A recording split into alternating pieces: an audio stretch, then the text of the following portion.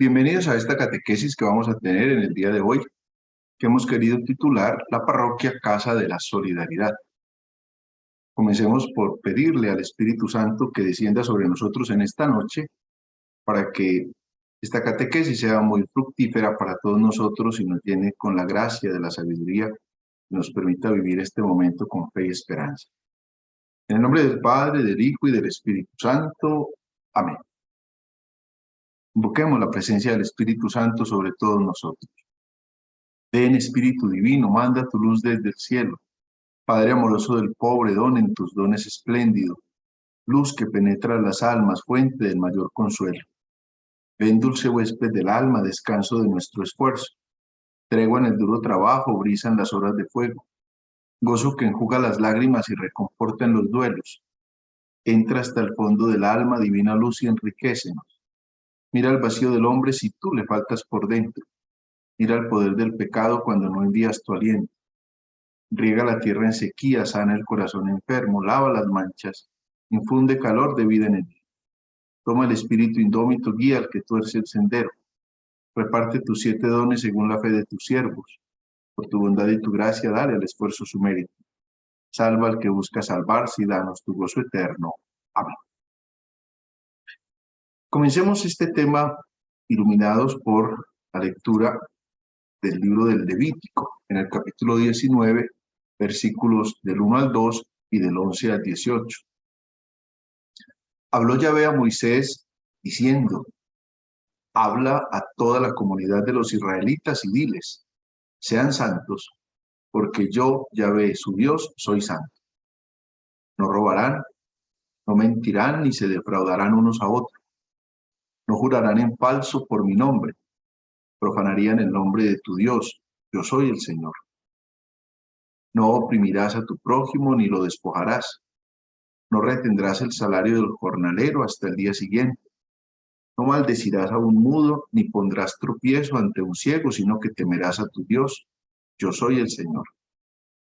Siendo juez, no hagas injusticia, ni por favor del pobre, ni por respeto al grande. Con justicia juzgarás a tu prójimo. No andes difamando entre los tuyos. No demandes contra la vida de tu prójimo. Yo soy el Señor. No odies en tu corazón a tu hermano, pero corrige a tu prójimo para que no te cargues con pecados por su causa. No te vengarás ni guardarás rencor contra los hijos de tu pueblo. Amarás a tu prójimo como a ti mismo. Yo soy el Señor. Palabra de Dios.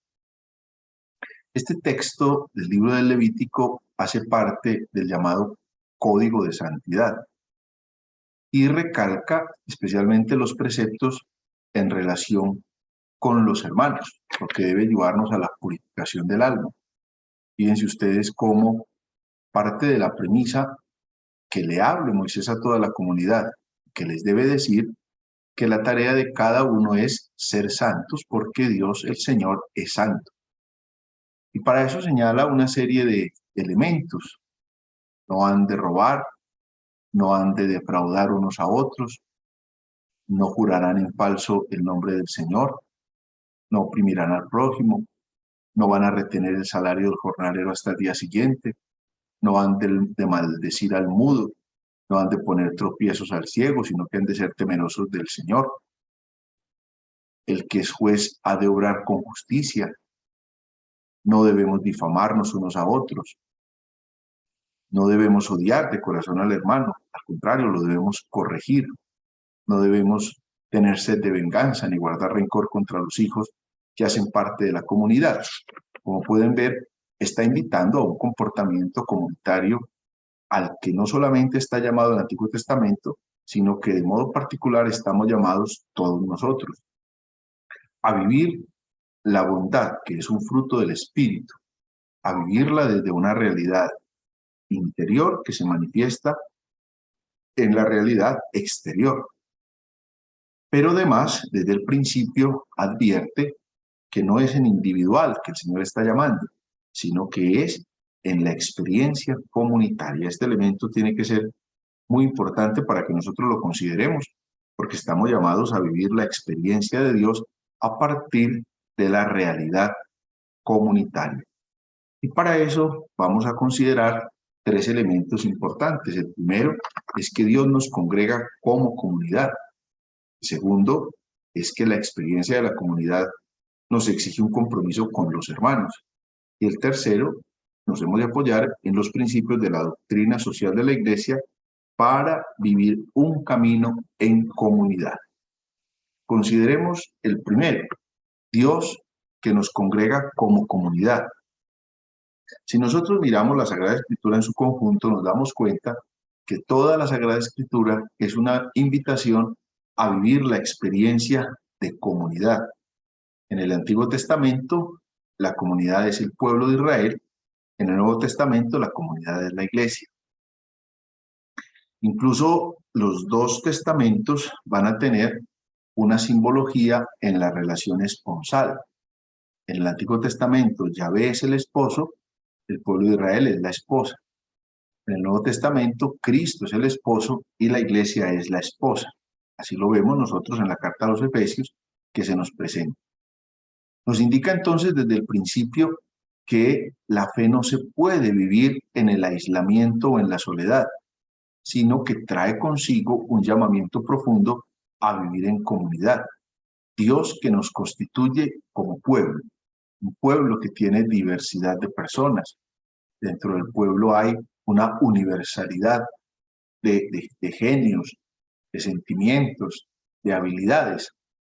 En cualquier experiencia de comunidad nosotros encontramos cómo hay un poquito de todo, cómo hay unos que se dedican a las matemáticas, otros que se dedican al arte, otros que se dedican a la filosofía, otros que se dedican a la medicina, otros que se dedican a la alimentación, otros que se dedican a los cultivos, en fin, cada uno va a tener una realidad distinta, pero es esa comunidad la que el Señor ha constituido para nosotros y de modo particular la comunidad eclesial.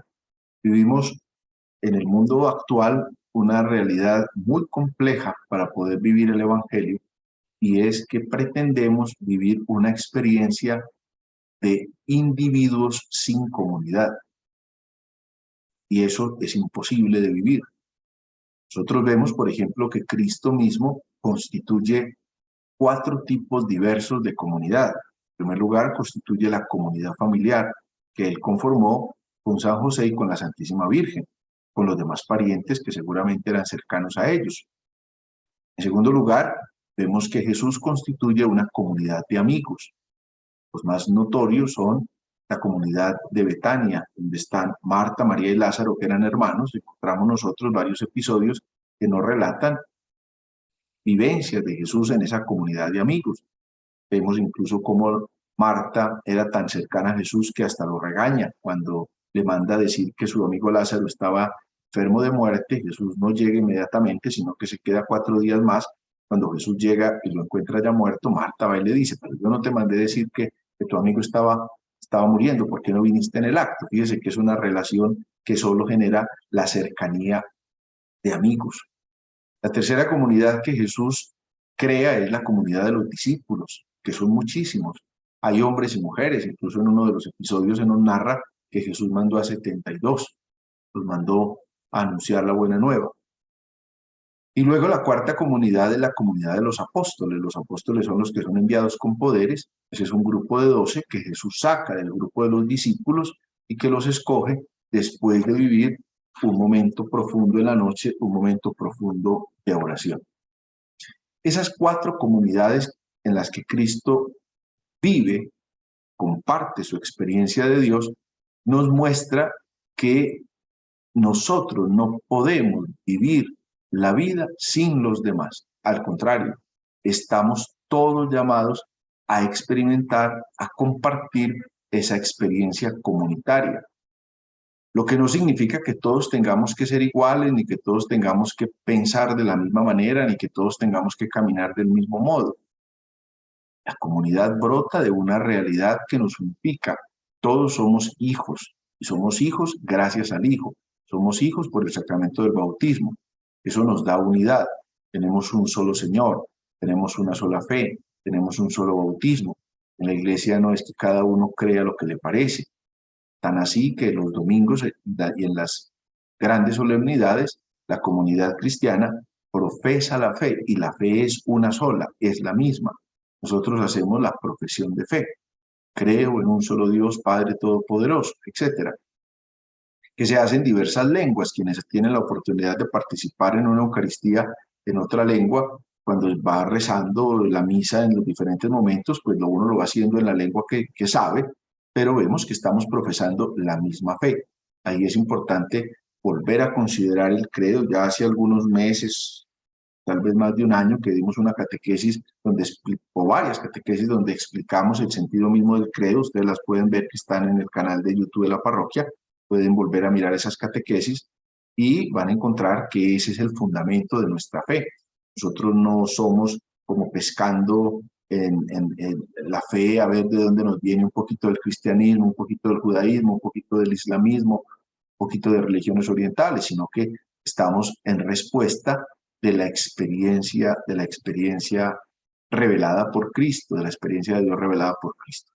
Y en esa profesión de fe encontramos un elemento importante cuando hacemos referencia a la iglesia y decimos, creo en la iglesia, y denotamos varias cosas, que es una, santa, católica y apostólica. A veces hay personas que dicen, creo en la iglesia que es una santa. No, creo en la iglesia que es una, creo en la iglesia que es santa, creo en la iglesia que es católica, creo en la iglesia que es apostólica. Eso de ser una nos hace referencia a la unicidad. Cristo no fundó diversidad de iglesias. Cristo fundó una comunidad eclesial a la que le anunció la buena nueva del reino para que esa comunidad trabaje por la unidad. En el Evangelio de Juan, en el capítulo 17, hay una oración muy bonita que está haciendo Jesús en la que pide concretamente por la unidad, que todos sean uno, como tú en mí y yo en ti. O sea, la unidad de la iglesia que es reflejo de la unidad que viven las tres divinas personas del Padre, del Hijo y del Espíritu Santo. Además dice que es santa. Eso no significa que los miembros de la iglesia por naturaleza automáticamente seamos todos santos. De hecho, cualquiera puede decir, pero yo conozco a Julanito, o a Peranito, o a Sultanita, que son de la iglesia y que tan católicos, y mire esas cosas tan malas que han hecho. No, la santidad de la iglesia brota de que su fundador es santo y de que la plenitud de la iglesia está en la comunidad de los santos. Retratado esto en el libro del Apocalipsis, en el último capítulo, en la Jerusalén celestial, y fíjense cómo nosotros en la iglesia estamos llamados a la santidad a pesar de nuestra fragilidad y nuestro pecado. Y siempre estamos unidos a esos hermanos mayores nuestros que la iglesia nos ha presentado como modelos y tantos otros que la iglesia no nos presenta como modelos, pero que nosotros sabemos que son personas muy santas. Cualquiera puede decir, es que en mi familia tal persona era muy santa, yo sé que es una persona muy santa. Lo pedimos en la misa cuando empieza con el yo pecador. Hay un momento muy lindo, es en la introducción de la misa, cuando está diciendo, por eso yo me presento ante ustedes como pecador. Yo confieso ante Dios Todopoderoso y ante ustedes, hermanos, que he pecado mucho. Pero por eso les ruego a ustedes, hermanos, que intercedan por mí, junto con la Virgen, con los ángeles y los santos. Fíjense que es un momento de unidad. Y un segundo momento de comunión con los santos se da antes de rezar el santo, santo, santo, que decimos, por eso todos nosotros, unidos a los ángeles y a los santos, te aclamamos diciendo, santo, santo, santo. Entonces, la santidad de la iglesia que brota de la santidad de su fundador. En tercer lugar, advierte que la iglesia es católica, lo que quiere decir que la iglesia es universal. No podemos pensar solamente en la realidad de una iglesia como local. Este es mi grupito, o esta es mi pequeña comunidad, o esta es mi parroquia, y aquí es la iglesia toda. No, la iglesia es universal, como ahora lo vamos a detallar en el segundo de los elementos que les quiero presentar. Y finalmente, el credo también advierte que la iglesia es apostólica. ¿Qué quiere decir eso? Que está fundamentada en los apóstoles, aquellos discípulos que Cristo envió con poderes a anunciar la buena nueva, a bautizar a los que creyeran, a predicar la buena nueva de la salvación. Esta realidad de la iglesia nos involucra a todos. Hay un discurso del Papa Francisco el 4 de diciembre del año 2020, en la época en que estábamos, digamos, en un momento muy agudo de la pandemia, y el Papa dice cómo necesitamos darnos cuenta de esa realidad comunitaria que nos involucra a todos, que no nos puede generar indiferencia. El Papa decía, estamos en la misma barca, A mí me quedó sonando mucho, mucho esa expresión. Estamos en la misma barca, todos frágiles y desorientados, pero al mismo tiempo importantes y necesarios, todos llamados a remar juntos, todos necesitados de confortarnos mutuamente. Lo decía el Papa en el 4 de diciembre del año 2020, en el marco de ese momento tan difícil que vivió el mundo entero.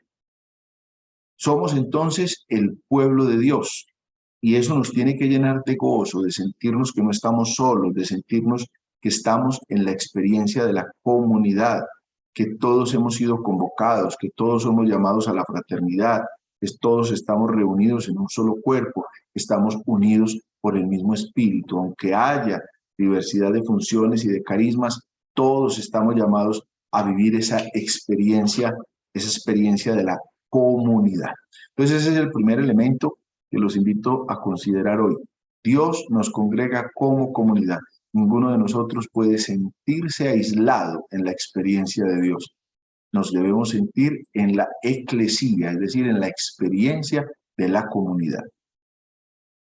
El segundo elemento que debemos considerar en esta catequesis de hoy es cómo la experiencia de comunidad exige un compromiso profundo con los hermanos. Esto nos llama a caer en cuenta que no puede quedarse simplemente como en un llamado al voluntarismo o a los buenos deseos, al querer ser voluntario de una causa buena o noble, como tantas cosas pueden existir hoy día en la vida, sino que tenemos que darnos cuenta que es desde la experiencia que yo, como persona individual, vivo en la comunidad, que puedo entrar a impactar las otras realidades. Y ahí que tendríamos que considerar como 6 comunidades distintas y vamos en su orden. La primera es la familia. La familia es la primera de las comunidades que en la que nosotros nos debemos sentir involucrados, porque la familia es el primer ámbito de la comunión, es el primer lugar donde yo vivo la experiencia de sentirme miembro.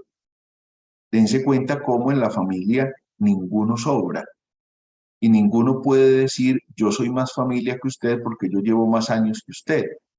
En la familia está el más anciano y está el más niño.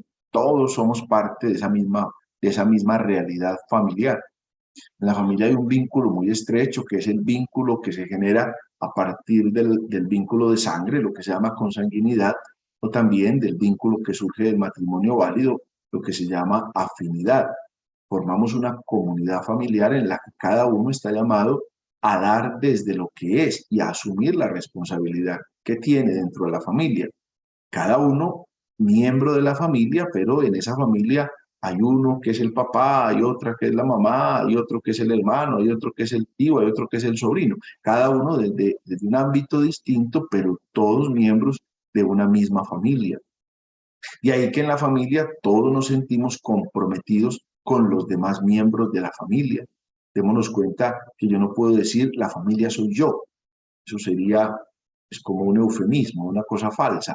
La familia somos muchos, incluso aquellas personas con las que yo por X o Y motivo no comparto durante mucho tiempo, pero siguen siendo miembros de mi familia. Y esa es la primera comunidad que la iglesia le da un nombre muy bonito. La familia es la iglesia doméstica. Es el lugar donde se vive, en primer lugar, la experiencia comunitaria y es en la realidad de la familia donde yo estoy llamado a vivir y a experimentar esa realidad de la fe. El primer lugar que está llamado a sembrar la semilla del evangelio es la familia. El segundo lugar es la pequeña comunidad. La pequeña comunidad que es la que se va convirtiendo en amigos, la que se van convirtiendo en hermanos, donde se crece en la vivencia de la fe. Después del Vaticano II hubo un gran interés de parte de la Iglesia en la generación de las pequeñas comunidades. Y eso no es un invento nuevo. Démonos cuenta que, como les explicaba ahora con relación a Jesús, Jesús mismo participó de pequeñas comunidades, sea la familiar, sea la de amigos, sea la de apóstoles. La más grande pudo haber sido la comunidad de discípulos, porque en honor a la verdad no sabemos cuántas personas los conformaron esa comunidad de discípulos. Puede que estuvieran organizados en pueblos o en lugares por donde Jesús iba pasando. Pero luego nos damos cuenta que esa experiencia la van viviendo los apóstoles. Cuando vemos nosotros las cartas, no nos podemos imaginar que cuando San Pablo le está escribiendo a la comunidad de Corinto o a la comunidad de Éfeso o a la comunidad de Tesalónica, le está escribiendo a un mundo de gente, sino que eran pequeñas comunidades. Podían ser comunidades de 10, 12 personas, máximo 20, donde vivían la experiencia de fe. Porque en la pequeña comunidad yo me siento miembro. Uno de los grandes problemas a veces en la iglesia es que somos tantos en una comunidad que en el fondo yo mismo no me siento miembro de esa comunidad.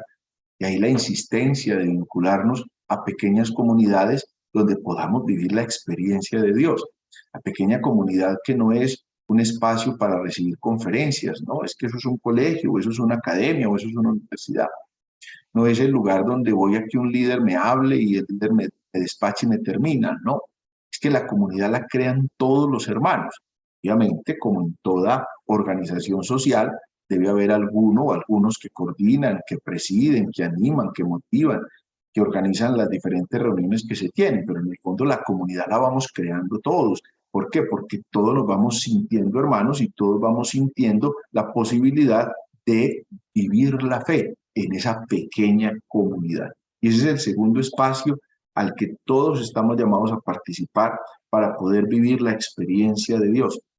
Acuérdense, el Señor lo dijo en el Evangelio, donde 2 o 3 estén reunidos en mi nombre, allí estoy yo en medio de ellos. Entonces, es considerar ese espacio de comunidad. Se puede tener amigos para muchas cosas, pero sobre todo es la experiencia de la comunidad, en la pequeña comunidad donde yo voy acrecentando y desarrollando mi fe. La pequeña comunidad que ha de vivir unos momentos especiales, unos momentos de oración, unos momentos de lectura reflexiva, meditativa y orante de la palabra de Dios, unos momentos de crecimiento en la fe, o sea, de conocimiento de la doctrina cristiana, unos momentos de revisión de vida y unos momentos de fraternidad. 5 momentos que conllevan a la configuración misma de la comunidad. Es un momento importante y vital porque en la comunidad yo me doy cuenta que no estoy solo, yo me doy cuenta que hay otros que como yo comparten la fe. Es un espacio más que propicio para que yo anime a los otros y los otros me animen a mí. Yo corrija a los otros me corrijan a mí. Yo levante al otro cuando se ha caído, el otro me levanta a mí cuando soy el caído.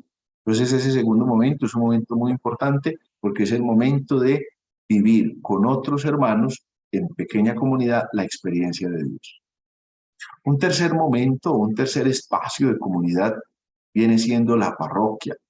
Y ya la conferencia de obispos reunidos en Medellín en el año 68, 1968, hacía una definición muy bonita de la parroquia. Decía, la parroquia es una comunidad de comunidades, donde se puede vivir la experiencia de diferentes comunidades, porque hay comunidades distintas, hay comunidades de jóvenes, hay comunidades de esposos, hay comunidades de hombres solos o de mujeres solas, o comunidades mixtas, o unas comunidades que sirven en la liturgia, o unas comunidades que se preocupan por atender a los enfermos, o unas comunidades orantes, pero todos miembros de la parroquia.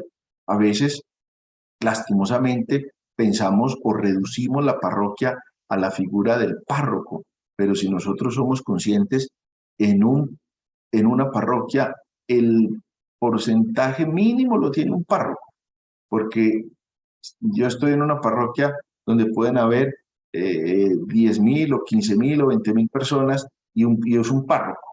¿Qué puede ser el párroco solo si no tiene la experiencia de? A mí a veces me da tristeza y risa cuando la gente me dice, padre, le quedó muy bonita la parroquia, como si la parroquia fuera mía. La prueba está, el párroco está de paso y una de las tareas enormes que los sacerdotes tenemos es descubrir eso, que estamos de paso, que no podemos destruir lo que otros han hecho durante tanto tiempo, ni podemos dejar de reconocer cómo Dios ha pasado por esas parroquias. Yo a mis alumnos en el seminario les advierto que no tengan el síndrome de Adán. El síndrome de Adán es el que piensa que antes de él no había nada. Y cuando yo llego a una parroquia pensando pues que yo soy el primero y el único que ha llegado a hablar de mi Dios, pues el pobre iluso e ingenuo soy yo, porque la experiencia de una parroquia, pues, por Dios, ¿cuántos han trabajado en una parroquia y cuántos trabajarán después de que yo pase? Porque la parroquia no es de mi propiedad, en la parroquia yo presto un servicio dentro del marco de la comunidad parroquial. Entonces, ahí es muy importante que yo me sienta miembro propiamente de una parroquia. Es muy peligroso en la vida cristiana el seguimiento de líderes. Entonces, cuando yo no tengo parroquia, sino que yo sigo a un determinado sacerdote y entonces pierdo la experiencia de la comunidad porque no me interesa la comunidad, sino el sacerdote. Puede que el sacerdote sea muy bueno, muy santo, predique muy bueno, haga obras muy bonitas, pero no es el Señor. El predicador no se puede volver el predicado. Al contrario, si hace la tarea como debe, el predicador está anunciando a Cristo y en el anuncio de Cristo está invitando a que las personas se unan a esa realidad que es la parroquia, unidos en torno al altar de Cristo, unidos en torno a la Eucaristía, viviendo la experiencia de fe manifestada de modo mucho más claro y evidente en el domingo, que es el Día del Señor, en las celebraciones importantes de la vida de la Iglesia, como es la Navidad, misterio de la Encarnación, como es la Cuaresma, misterio de la Pasión, como es el Triduo Sacro, misterio de la Resurrección, como es la Ascensión y Pentecostés, cuando el Espíritu desciende sobre la Iglesia. Esa es la tercera comunidad en la que yo estoy llamado a vivir mi experiencia de Dios, unido a mi parroquia. En cuarto lugar viene la iglesia particular, es la diócesis. Y ahí en la diócesis estamos llamados a estar en comunión con el obispo que es el sucesor de los apóstoles en una iglesia particular. Es la experiencia de la comunión entre todas las parroquias. Por eso las parroquias no son como islas, ni mucho menos como feudos que pertenecen a un sacerdote, sino que estamos vinculados a la figura del obispo. Por eso se reza frecuentemente por el obispo, por el que sea. Hoy nos tocó un obispo simpático, mañana uno menos simpático. Hoy nos tocó un obispo que predica muy bueno, mañana otro que no predica tan bueno. Uno que se preocupa mucho por los pobres, otro que se preocupa por los universitarios, otro que trabaja por esto, por aquello. Eso es indistinto, pero es el vínculo de la unidad. Cuando yo me vinculo a la comunidad parroquial, cuando mi parroquia está unida a las realidades diocesanas, porque esa es la figura de la iglesia particular, unidos a la figura del obispo, muy significativo cuando el obispo tiene la ocasión de visitar nuestra parroquia y poder nosotros participar con él en esa unidad, muy significativo cuando el obispo nos invita a un acontecimiento a nivel diocesano, muy significativo cuando en toda la diócesis estamos caminando en un mismo lenguaje, orientado siempre por la figura del obispo como sucesor de los apóstoles y como vicario de Cristo en la propia diócesis. En quinto lugar viene la Iglesia Universal, que es presidida por el Papa, el signo de la unidad. Darme cuenta que yo no solamente estoy unido a mi familia, a mi pequeña comunidad, a la parroquia, a la diócesis, sino a la iglesia toda. Cuando decíamos en el credo que la iglesia es católica, estoy unido a esa universalidad de la iglesia que preside el Papa. De ahí la importancia de orar por el Papa, la importancia de mantenernos en unidad. Fíjese que ya Cristo mismo lo presentó, está en el Evangelio de Mateo, en el capítulo 16, cuando le dijo a Simón, tú eres Pedro y sobre esta piedra edificaré la iglesia. Lo que ates en la tierra quedará atado en el cielo, lo que desates en la tierra quedará desatado en el cielo, a ti te daré las llaves del reino de los cielos. Es la figura de la unidad, por eso es tan peligroso ese tipo de personas o grupos o movimientos contrarios a la figura del Papa que quieren deslegitimar la figura del Papa. ¿Por qué? Porque estamos rompiendo la unidad. Y den en cuenta ustedes que tenemos que ser muy cuidadosos, porque también en la iglesia y hoy día hay una serie de grupos o movimientos que pretenden vivir la experiencia de Dios por fuera de la iglesia. Se presentan como católicos, se anuncian como católicos, pero no están en comunión ni con la parroquia, ni con la diócesis, ni con el Papa. Entonces, ¿eso qué hace? Eso rompe la comunión. Es que yo hago parte de un determinado movimiento y nosotros sí, nosotros somos buenos, nosotros oramos, nosotros sí, pero está vinculado a la parroquia, está vinculado a la diócesis, está vinculado a la Iglesia Universal. Ahí es donde yo me doy cuenta si realmente estoy en la unidad o estoy haciendo una cosa por fuera del pueblo de Dios. Acuérdense que la esposa no es el movimiento X o Y, la esposa no es el grupo X o Y, la realidad es la iglesia.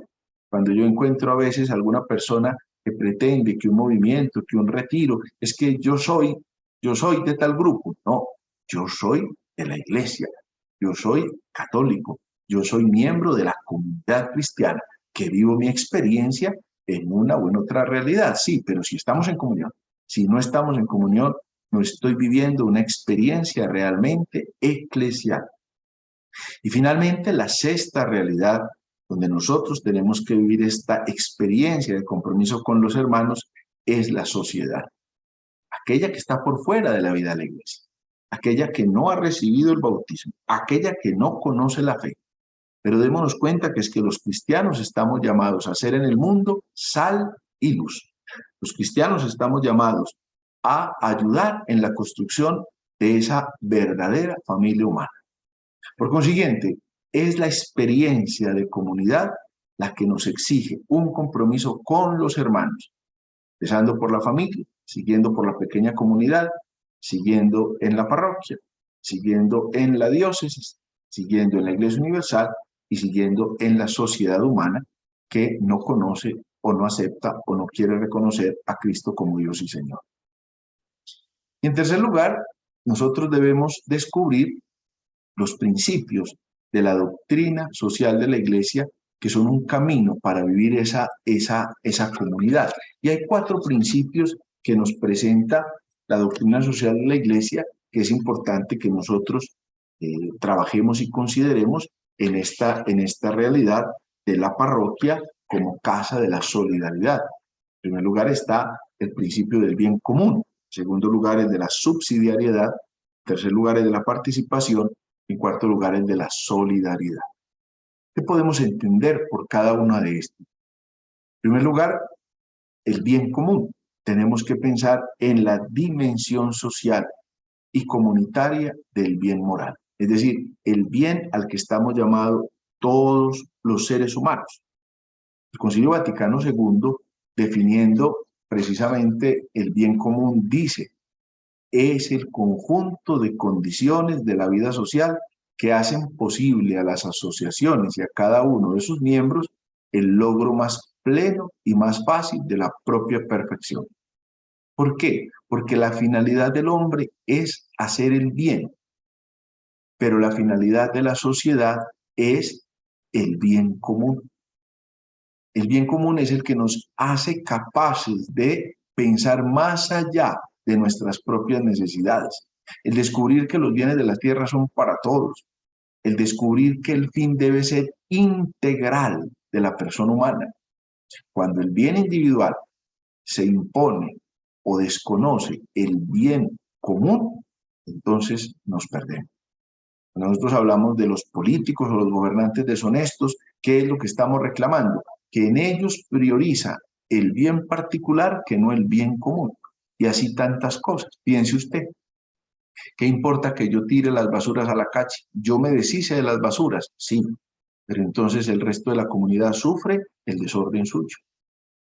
¿Qué importa si yo soy corrompido? Porque mientras yo tenga un buen fondo y un buen pecunio, entonces no me interesa lo que le pase a los demás, sí, pero su corrupción está deteriorando el bien de los demás. Entonces démonos cuenta que el bien común me hace pensar en mi realidad y me hace pensar en cómo mi realidad afecta positiva o negativamente la realidad del otro. El segundo principio es el principio de la subsidiariedad. Nosotros encontramos en las primeras comunidades cristianas, y lo vemos en los Hechos de los Apóstoles, que dice: los hermanos vendían sus bienes y los repartían según las necesidades de cada uno. La subsidiariedad nos hace pensar en el compromiso de ayuda. ¿Cómo es necesario ayudar a los más desfavorecidos. Si a mí el Señor me ha regalado una serie de atributos, sea económicos, sea físicos, sea mentales, los pongo al servicio de otros que son más desfavorecidos, como yo subsidio al otro que pasa más mal que yo, con el ánimo de tratar de solucionar sus necesidades fundamentales.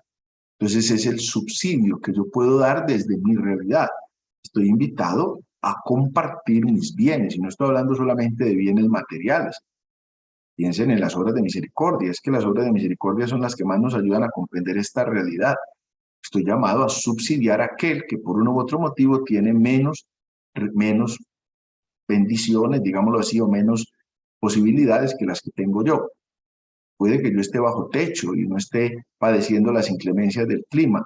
¿Cuántas personas sí? Entonces, ¿yo cómo puedo subsidiar esa realidad?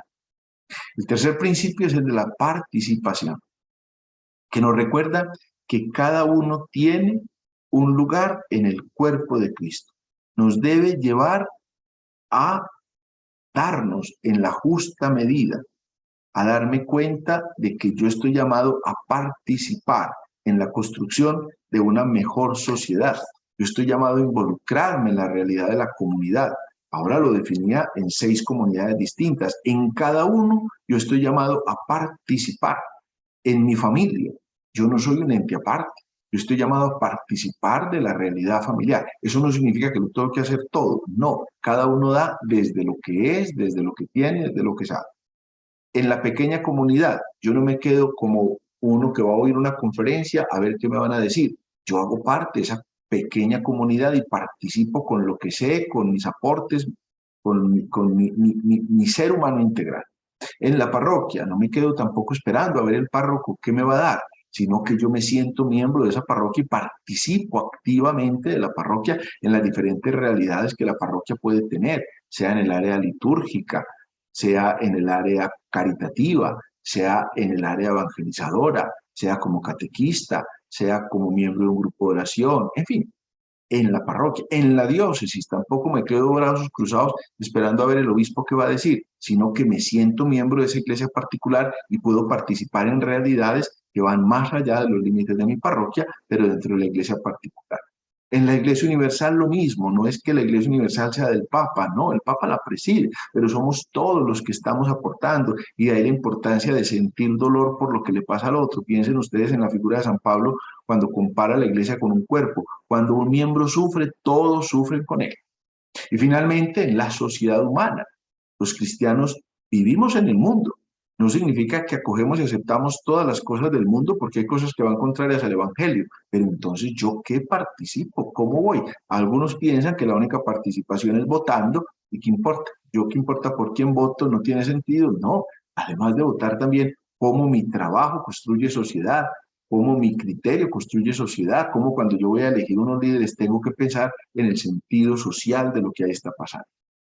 Y finalmente, el cuarto principio de la doctrina social es el principio de la solidaridad, que nos lleva a trabajar unidos, a descubrir que debemos pensar como comunidad, a descubrir que nadie se puede sentir aislado, y aquí todos estamos llamados a participar, el que mucho tiene y el que poco tiene, el que mucho puede dar y el que no tiene nada para dar, todos solidarios, porque todos estamos llamados a sentirnos hermanos.